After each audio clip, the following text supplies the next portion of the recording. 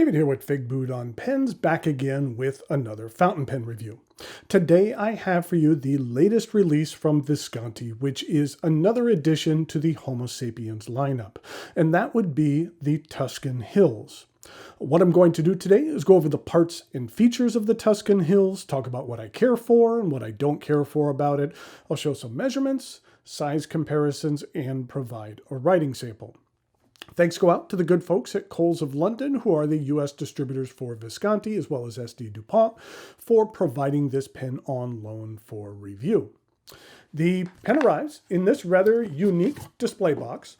Visconti tends to have more generic boxes. I mean, they're nice boxes, but what I mean is that they're the same for many of their pens, like most manufacturers do. This one is green, and it says Visconti, and then down here it has the name of the pen, Tuscan Hills. I think they had a box similar to this for the Torpedo, but it was just black, and I don't think it said Visconti or had the name of the pen. But the display box is nice. And then inside, here we have the pen. This is a limited edition of 888. Visconti was founded in 1988, so the quantity produced of their limited edition models typically ends with 88. The pen is made from resin, and the trim is sterling silver. As the name would imply, this pen is inspired by the lush rolling hills and high mountain peaks of Italy's Tuscan region. The resin features shades of green and brown swirls, which Visconti says represents the many colors of the Tuscan landscape, as well as the shadows created on the ground by the orderly rows of the area's cypress trees. It's a nice combination of colors and swirls, with some areas of increased chatoyance and other areas of translucence. With this material, every pen is going to be unique in its patterning. Now, I've yet to have the good fortune to visit Tuscany. The closest I have been is in one of my favorite video games, Witcher 3. More specifically, the Blood and Wine DLC, which takes place in an area called Toussaint, which is loosely based on Tuscany and the wine region of Spain and a couple of other areas. But it is beautiful, and it gave me an idea of what it would feel like to visit the region. And I think the pen represents the region well. So there, you probably never thought there'd be a reference to the Witcher 3 video game in a fountain pen review, but there you have it. Let's take a look at the end of the cap. As with most Visconti pens, this one utilizes their My Pen system. If you're not familiar with that, the disc at the top of this cap is held on by a fairly strong magnet. You can replace it with things like a gemstone or your initials. During the size comparisons, I'll show you what the replacement initials look like. Then we have the traditional arched and hinged clip. I will say, this is something Visconti has really improved on in regard to the quality of their pens. I've seen many different older models where the lacquering on the clips was a little bit sloppy and left something to be desired. The background green color highlighting the raised letters looks really crisp and clean. The cap angles up slightly, and in the middle we have two rounded sterling silver rings. There is no traditional cap band, and there is a medium-sized step down to the barrel. The barrel begins with a sterling silver band that has Homo Sapiens on one side and the number of the pen on the other. As I mentioned previously, this is a limited edition of 888 units. The barrel is straight for about 1.5 inches and then tapers down slightly until you get to another silver ring and the end of the barrel is slightly rounded. This cap utilizes Visconti's hook save lock system where you push down and then twist to remove the cap. The cap can be removed in about 1/8 of a rotation. On some of the lava models, I found the chunky hook-safe threads to be a bit rough around the edges, but with their resin models, I haven't seen that to be the case. It does take a little bit of getting used to in order to remember that you need to push before you twist the cap, but once you get the hang of it, the action becomes more natural. Once you've mastered the cap, then underneath we have an 18-karat gold Visconti in-house nib. This nib is available in extra fine, fine, medium, broad, and a 1.1 stub. This pen is also available in a roller ball. I've enjoyed Visconti's in-house nibs. The one here that I have is a fine, and you'll see in the writing sample, but it performs very well. And here's a look at the plastic feed. The section is slightly concave and then transitions into those hook-safe threads and the remainder of the barrel. The Homo Sapiens section isn't the longest, but I do find it to be comfortable. And if your grip should find itself a bit further back, the blocky threads aren't sharp or uncomfortable if your fingers should rest on them. This cap does post, and it does post securely. It does add a bit of length to the pen, but I don't feel it backweights it or throws off the balance. But I do find that it doesn't post that deeply. And it does post on the piston knob. So if you happen to rotate the cap, then you're engaging the piston. And while that would be a bad thing for a piston filler, it's not a terrible thing on this pen. But personally, I prefer to use the Homo Sapiens unposted. This pen is a double reservoir power filler. That's what Visconti calls their vacuum filling system. There is a forward chamber and then a large rear chamber. When the piston is closed, it seals off the forward chamber, and this reduces the risk of issues with flying with the pen. When you run out of ink in the forward chamber, you can simply crack the seal and let some ink flow from the back chamber to the front.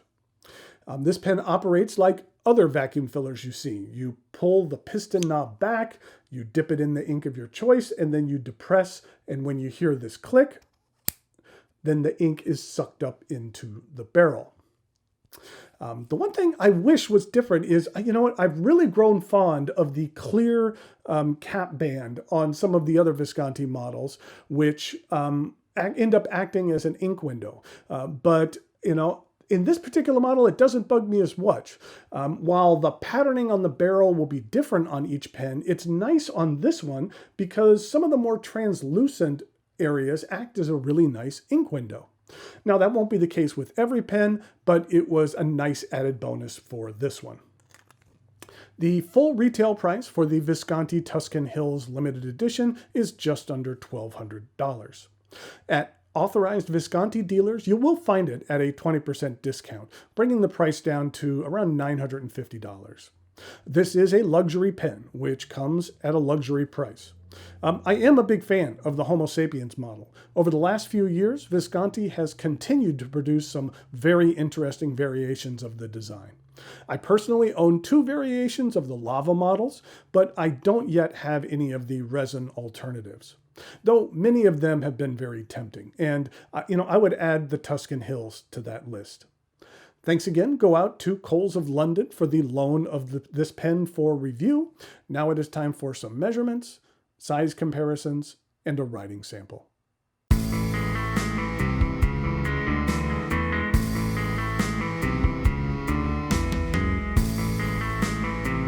Here we go with some size comparisons for the Visconti Homo Sapiens Tuscan Hills.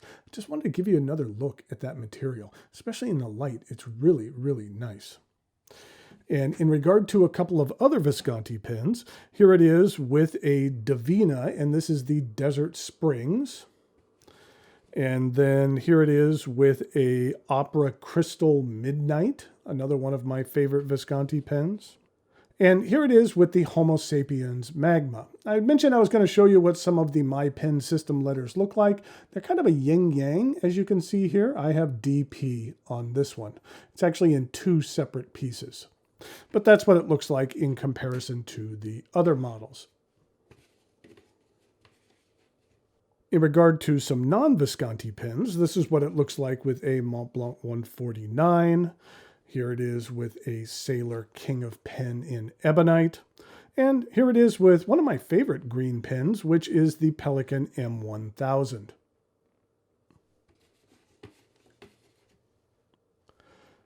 In regard to some uncapped comparisons, here it is with that Pelikan M1000. Here it is with the Sailor King of Pen in Ebonite. And finally, the Mont Blanc 149.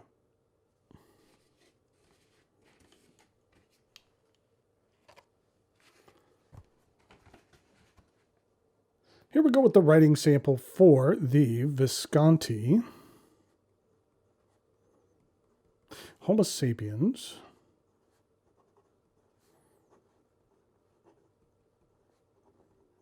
Tuscan Hills.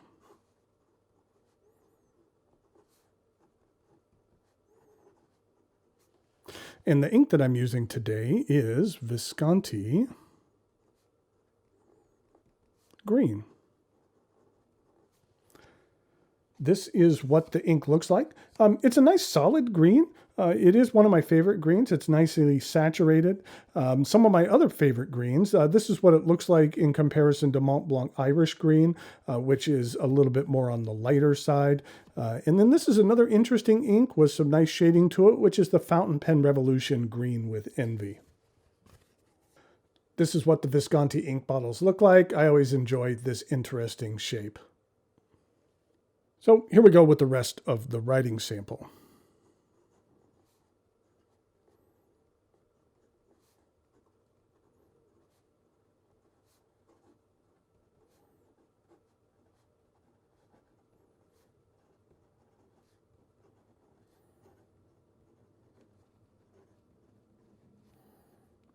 I mentioned it before, but this is a fine 18 karat gold nib that you can get a decent amount of line variation out of here.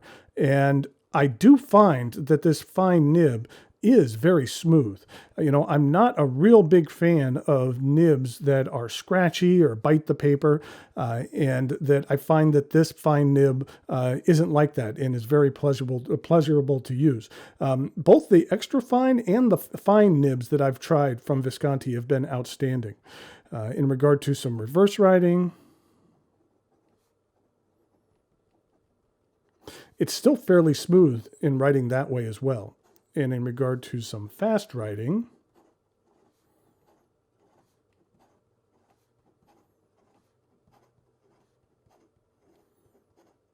the feed keeps up just fine. So here we have the Visconti Homo Sapiens Tuscan Hills. I think this is another interesting addition to the Homo Sapiens lineup, and I'm glad that I had a chance to take a look at it. Until next time, thanks for watching, and I'll talk to you later.